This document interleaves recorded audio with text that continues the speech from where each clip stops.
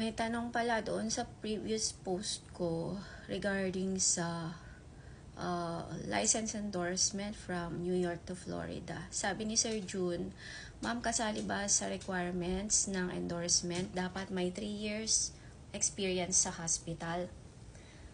Sir June, ang sagot dito ay pag dito ka sa Florida, dapat meron kang at least 3 years RN experience within the past 4 years.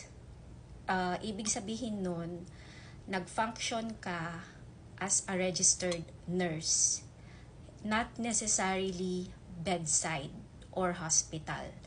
Pwede kang nasa urgent care, pwede kang clinic nurse, school nurse, company nurse, nurse educator, clinical instructor.